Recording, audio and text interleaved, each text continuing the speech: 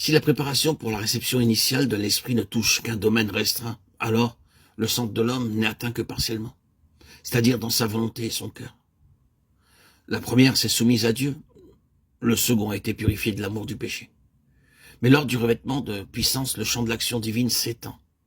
L'esprit de l'homme est alors dégagé des entraves de l'âme, affranchi des choses, même licites, qui sont du vieil homme, l'homme animal, charnel, de sorte que le croyant devient vraiment spirituel, et qu'il est uniquement conduit par l'esprit. Il faut que toute inflexibilité, toute raideur de l'esprit soit éliminée, pour que celui-ci soit absolument souple, docile, et puisse collaborer aisément avec le Saint-Esprit. Tout esprit de ressentiment, de rancune, cet esprit qui se souvient des injures et ne pardonne pas, là où l'esprit est souillé, lorsqu'il y a un mélange de l'âme et de l'esprit par opposition à l'esprit qui, uni à Dieu, se conserve en toute pureté. Cet esprit donc souillé doit être absolument déraciné, rejeté.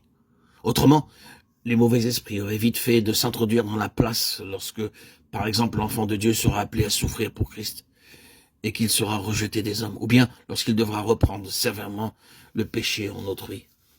Enfin, toute avarice spirituelle, toute étroitesse seront impitoyablement combattues et rejetées afin que l'esprit puisse devenir un vaste passage où coule à plein bord l'Esprit de Dieu qui donne la vie.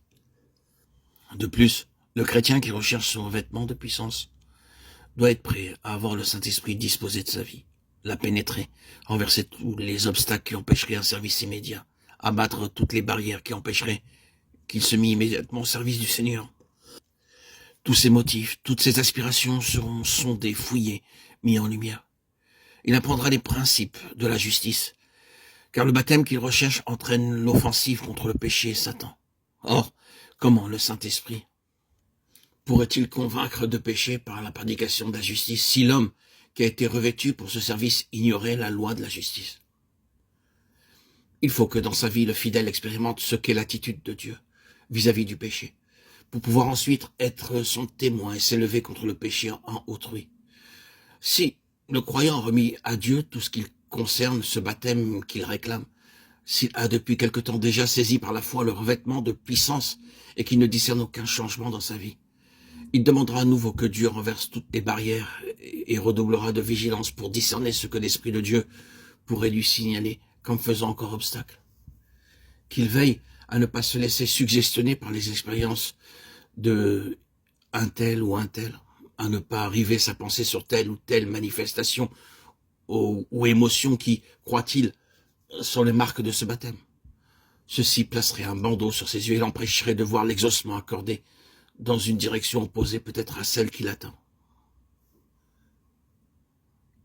C'est ici d'ailleurs que le croyant peut inconsciemment donner prise aux esprits mauvais. Espère-t-il éprouver telle ou telle sensation qui, pense-t-il, est la marque du baptême?